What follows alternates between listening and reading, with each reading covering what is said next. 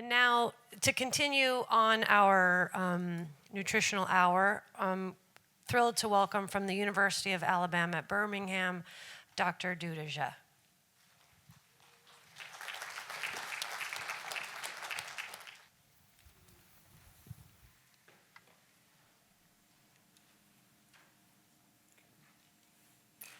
Well, I really want to thank Hirschberg Foundation, Aggie, and Dr. Hines for this privilege of coming and talking to you all. I do want to say that some of the stuff that I'll be talking about is in preclinical stages. We are trying really hard to understand this microbiome-cancer connection and then eventually get it to patients. So let's get started. So we all know by now that pancreatic cancer is a really formidable disease. We are all working really hard to get novel treatments to the patient. The number of patients who are getting pancreatic cancer is rising by the year, but there's good news on the horizon. So right now, the survival of patients for 5 years has crossed double digits. It's at 11%, and I think we're going to keep on making stride. But really, we have to understand this disease. The old paradigms are not working, and we have to really understand what is driving this and trying to make changes.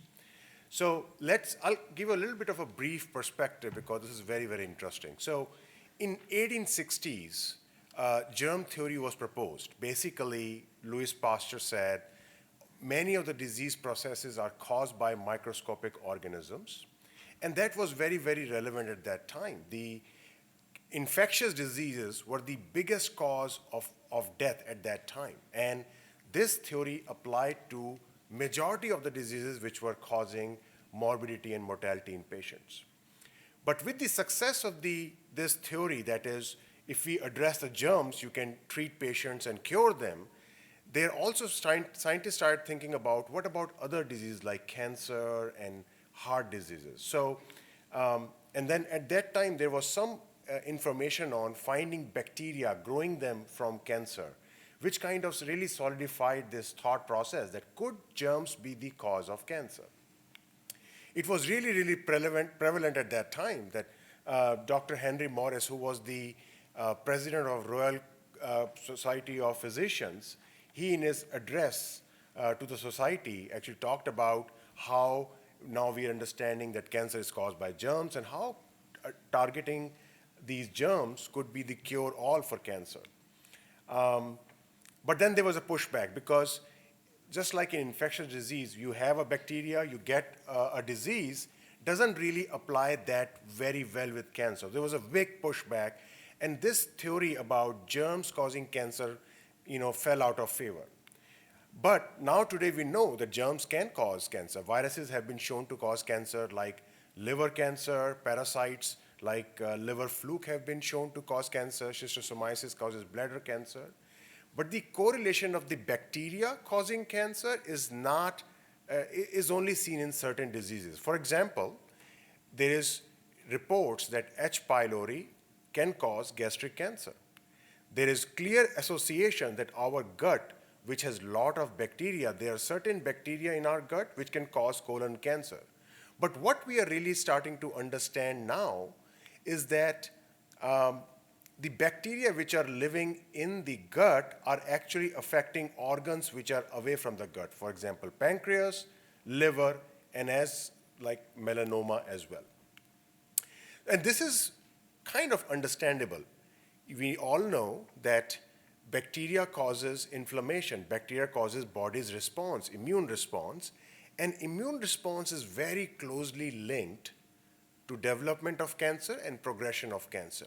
So it's really not far-fetched that bacteria could be, if not causing, at least affecting how cancer behaves, how it progresses, and if we can target them to develop novel therapies.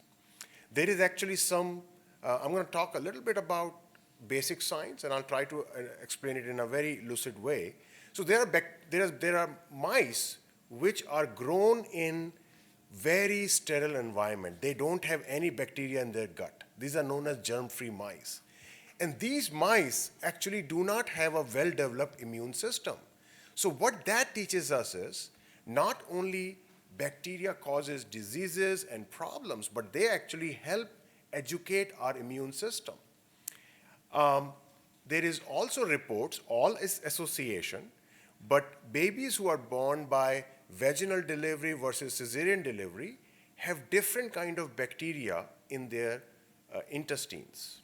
So what that does is, because during cesarean section, the babies get their initial bacterial exposure to the skin bacteria of the mom, and that's what kind of colonizes their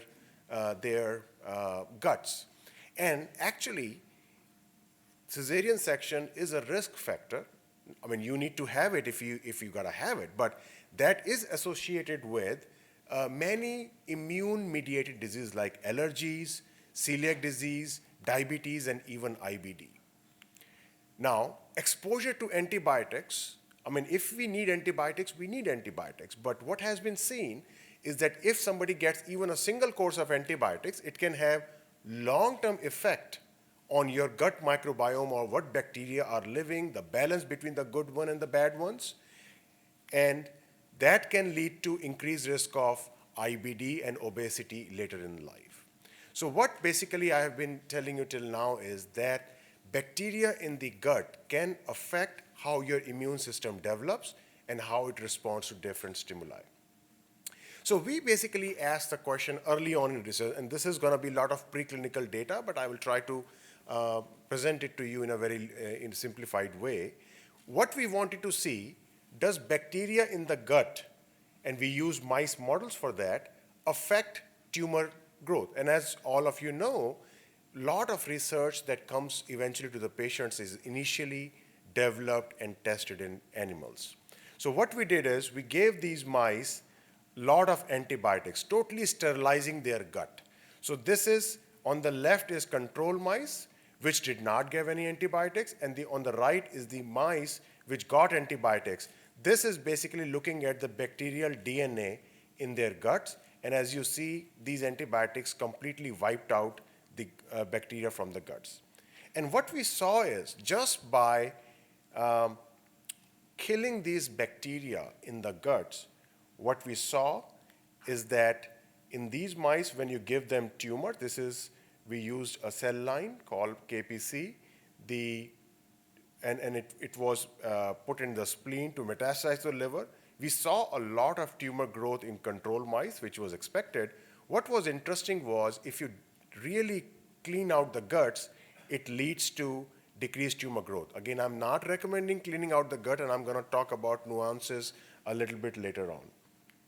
We saw similar things in other kind of cancer, which is melanoma. We saw control mice having a lot of melanotic tumors in the liver. And if you were to deplete the gut microbiome, completely wipe it out, we see that the tumor growth was markedly reduced. We got onto this phenomena thinking about immune system. So we basically, in these experiments, we looked at what kind of cells are getting into the tumor. And what we found, and this is basically showing different kind of cells. The blue ones, the blue is the antibiotic treatment or depletion of gut microbiome. And what we are checking for is anti-cancer cells. So as you see, as compared to red bar, which is control, when you treat these mice or deplete their gut microbiome, the infiltration or getting into the tumors of these anti-cancer cells markedly increased.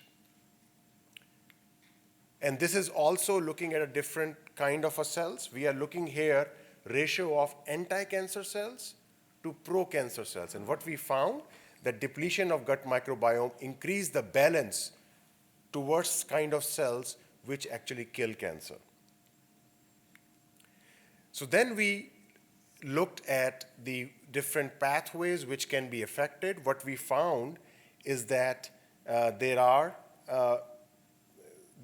cytokines like IL-17 which are actually promoting tumor growth. So what it came out in our research is that the gut microbiome is driving cytokines in the body which are then promoting tumor growth by holding back immune system.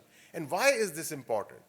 This is important because understanding the mechanism can help us decide various therapies. For example, antibodies which deplete IL-17 are right now in clinical use for diseases like psoriasis as well as rheumatoid arthritis.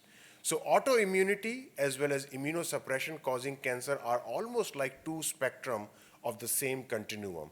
And these therapies which are used in in autoimmunity diseases can be used for treatment of cancer. We also tested that is the effect of gut microbiome on cancer coming only from immune system. So we looked at these mice which do not have any immune system. These are mice which have no immune system, and what we saw, that effect of gut microbiome completely disappears. The antibiotics are not able to work in these mice, suggesting that all the effect of gut microbiome are coming through modulation of immune response.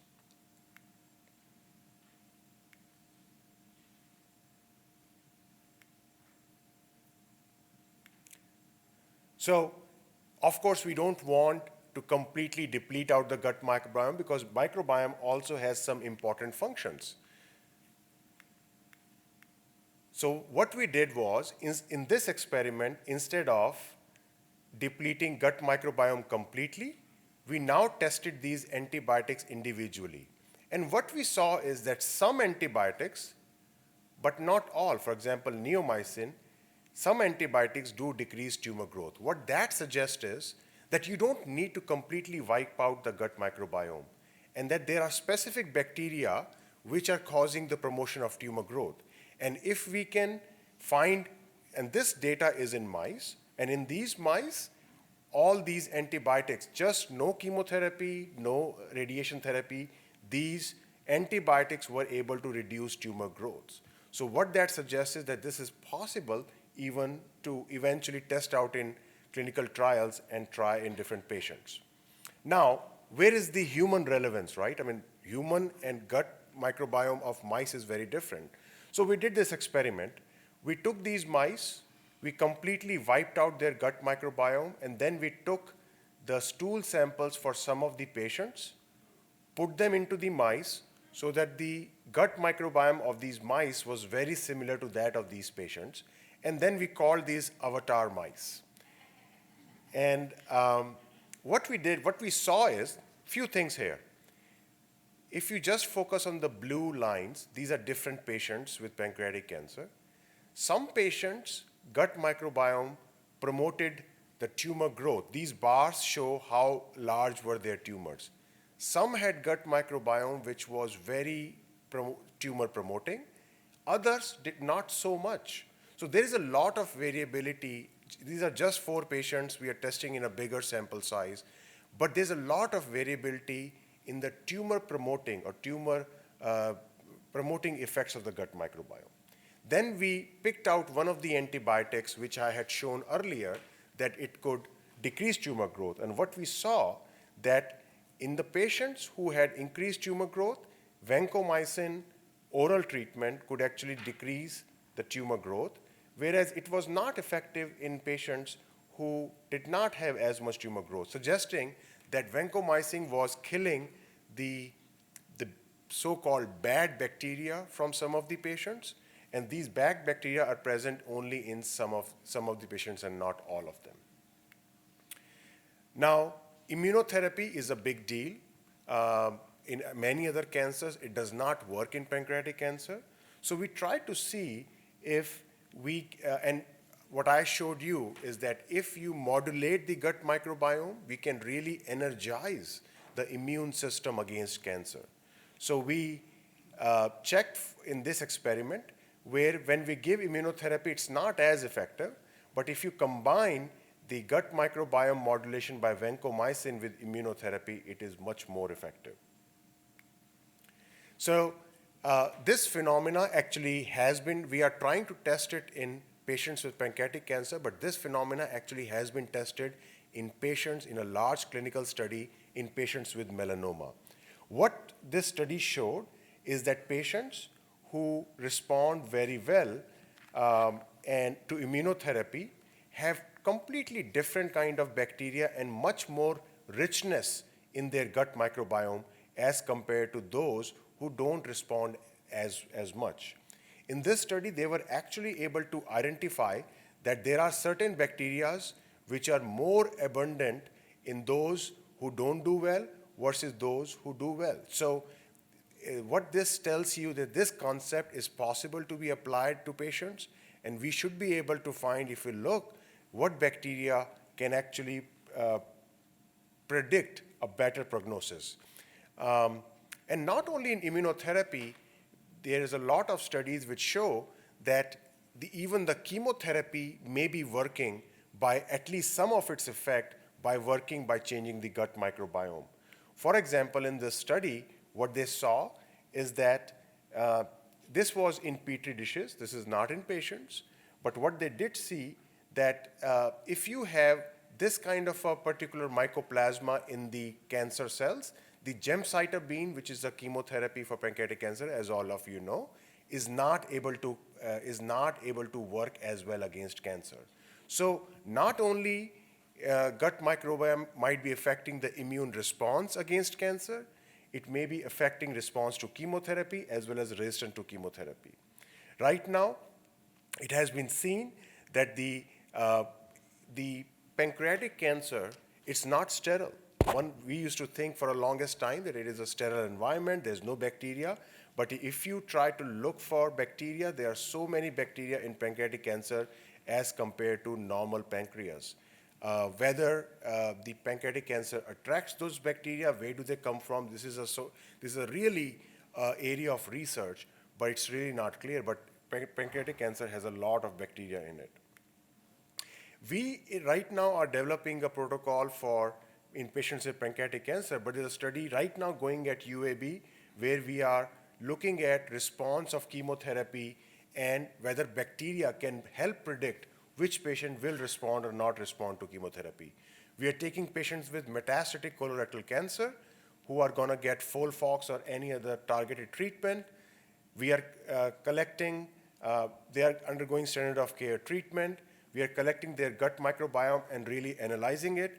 And right now correlating the gut microbiome collected before and after chemotherapy, correlating it with chemotherapy response, and whether change in bacteria which happen because of chemotherapy, can that correlate with chemotherapy? So I think this study will accrue and finish over 3-4 years. This will give us a signal in patients whether chemotherapy response can be affected by gut microbiome. Not only that, we are also looking at if these bacteria can help us understand why certain risk factors lead to development of cancer. For example, we know smoking is a very big risk factor for development of cancer. It is thought that smoking, the compounds in smoke can affect DNA and can lead to mutations, but this mechanism is really not very, very clear. So what we wanted to see was that smoking affects gut microbiome. So we did this in mice. We basically exposed them to smoke and with and without antibiotic treatment. So first finding is that smoking can actually affect the gut microbiome, right? Those mice which were exposed to cigarette smoke and those which were not had a completely different gut microbiome. Now, what we did was, what we saw that if you were exposed these mice to smoke, that increased their tumor growth. So the mice which were exposed to smoke had bigger tumor, but if you were to really control their gut microbiome or deplete their gut microbiome, smoking was not able to increase tumor growth. This kind of suggests, at least in mice, that smoking may be promoting tumor growth by modulating gut microbiome.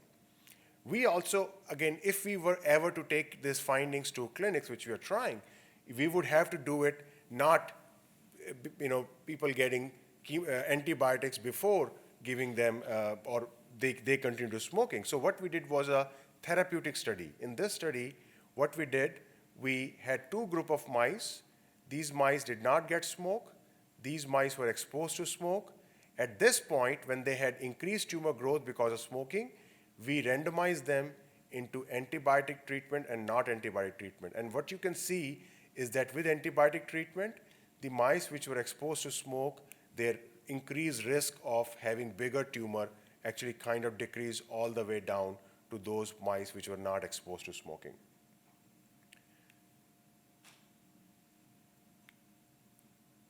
We also tested this hypothesis in a kind of a mice. We all know that KRAS mutation leads to development of pancreatic cancer. So these mice are special mice which have KRAS mutation in their pancreas. And they develop basically spontaneous tumors. So you see that what we did with these mice is we exposed them to NNK analog, which is a compound which is present in smoke and can induce tumor growth. And what we saw that when they are exposed to this NNK, these mice develop tumor in their pancreas. But if you were to treat them with antibiotics, or even in the presence of NNK, which is a cigarette analog, it leads to decreased tumor growth. Now, I do want to shift gears and tell you a little bit of a different story. So not only certain bacteria cause tumor promotion or tumor incidence, we are trying to figure that out, but some bacterial products can actually be developed into kind of a therapy. So that's what I'm going to talk about. So this was a serendipitous experiment. We were in our lab trying to simulate a situation. So patients who have some surgery, like pancreatic cancer surgery, if they develop infections after surgery, their cancer has a higher chance of coming back. So basically, we wanted to simulate this situation. We had a resident in our lab who worked, and we first implanted tumor in the mice. Then after some tumor growth, we either just opened the mice and closed them up, opened the mice and cut the tumor out, or opened the mice, cut the tumor out, and gave them a bacterial product which has been shown to cause really inflammation. We wanted to see if bacterial product which cause inflammation can cause increased cancer coming back. So interestingly, what we saw that these are the mice which did not undergo surgery. These are the mice which have their tumor cut out. So they did better than if the tumor was not taken out. But if this specific bacterial product, which we call as LPS, which acts through receptors of TLR4, when they were given this LPS, they had actually better survival, and the cancer actually did not come back as often. So this was very intriguing because that gave us an idea that this potentially could be developed into a novel treatment.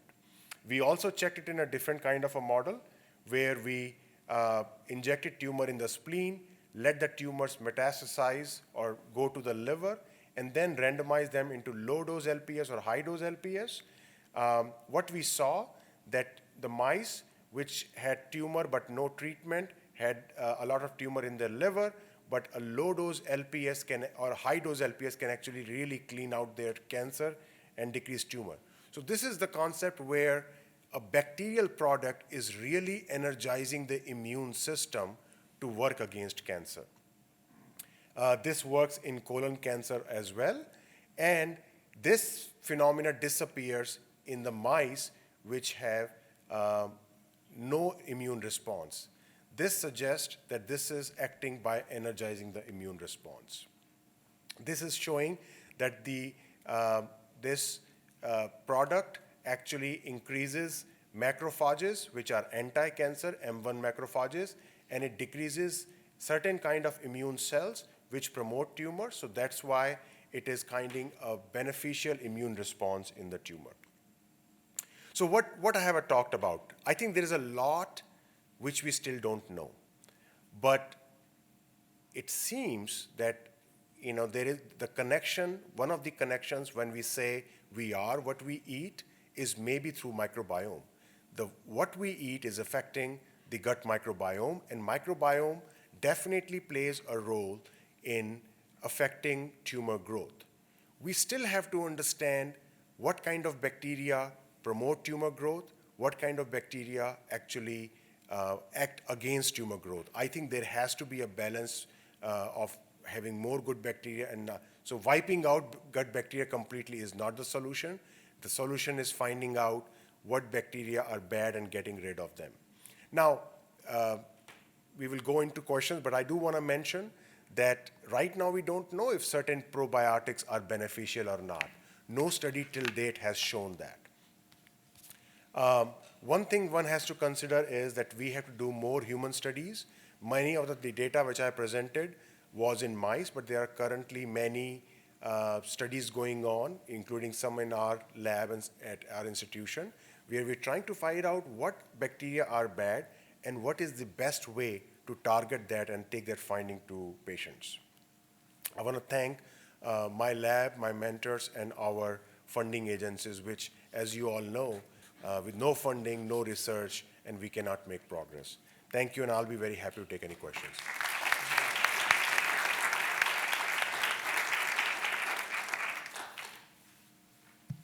Hi, well, that was a wonderful talk. I'm really glad that you brought this up. I'm Randy Hecht. I'm one of the oncologists. I'll hopefully be heard. I'll be speaking later because I think you brought up the whole question about probiotics, and if you wanted to know what we get asked about more than anything else, and you actually, and I think one of your last slides was also really important when you said context specific. For example, just even antibiotics we get asked about, and you showed data from Jen Wargo's group who actually trained here at UCLA with the immunology group about, where at least in melanomas, antibiotics actually made things worse in their models rather than better. So before, because I started getting asked all these questions, and I think it really is maybe context, specific. The other thing that they showed, and I think it's because this, probiotics are almost in the water, is that group actually showed that in patients who are getting immunotherapy, which is not what our patients are usually getting, may actually do worse with, and that may be due to the diversity that you talked about, because if you're taking probiotics, then you probably are getting a monoculture and having decreased diversity, and maybe Dr. Lee's more important in getting, diverse. But I thought that was really important that you said that at the end, because so many people feel, because it's advertised on TV, that they're doing something wrong if they don't take probiotics. Do you tell your patients with advanced disease to take probiotics? I actually tell them that there is right now no data supporting use of probiotics. Yeah, that's what I do. I just say that maybe making things worse. In fact, there is data in animals. One of the probiotics was actually shown to promote tumor growth because, as you said, it reduces diversity. I think right now, if I could tell you one thing is to basically really eat healthy diet. What does that mean? Plant products, really not, trying to diversify, because these bacteria are living on the products which are left after digestion and absorption. And they are metabolizing those products, and what you eat and what is left behind is basically promoting either the good or the bad bacteria. Animal fat typically promotes, it's believed that it causes bad bacteria to grow, and the plant products, green leafy vegetables, they promote good bacteria. So what I would convey the message is that bacteria in our guts and other microorganisms are important. We are still trying to understand what needs to go up or needs to go down to better serve our patients. But the best way at this point of time to really promote healthy microbiome is eating healthy green leafy vegetables and less of really fatty foods and bad fats. Know sort of the pathway in which bacteria might interact with the desmoplasia that makes pancreatic cancer so difficult to treat? Sort of like if it promotes it, if it kind of goes against it? So don't know that yet. It does appear that what the gut microbiome is changing the metabolome, the bacterial products which it produces. Some of our initial findings suggest that those metabolites are actually working through the AHR, aryl hydrocarbon receptor pathways. Does that lead to fibrosis, or is that fibrosis that you saw on those slides was a result of increased cancer development? I don't know that yet. Please. Great talk, thank you. I'm curious if the LPS that you delivered in your last study, in your, I think, last slides, were those systemic or also tumor? Come again, please, sorry? Did you deliver the LPS systemically or? It was systemically. Okay. So right now, I think that is one of a very exciting thing that we are doing in the lab. At least I'm very excited about it. Yeah. It's basically LPS, as you know, or its ligands have been used as adjuvant in vaccine, and it really energizes the immune system. So we are working with a couple groups to develop various ligands. So LPS not only produces anti-cancer effect, it produces a lot of inflammatory response. So we are trying to test different ligands which have different beneficial versus harmful effects, and trying to find out if one is more, toxicity is less and benefit is more, and then trying to develop them into treatment. Yeah, that was sort of my follow-up is, have you tried other toll-like receptor agonists? Or? We have, and there are certain, actually there's one, none of those ligands that we tried was as effective. The one which are available commercially are as effective as LPS by itself. And these are actually, all the effects that you saw with LPS was 2 injections of LPS in 28 days. So it's not that we are giving it daily. It was 2 injections. Thank you. Thank you. Thank you for having me.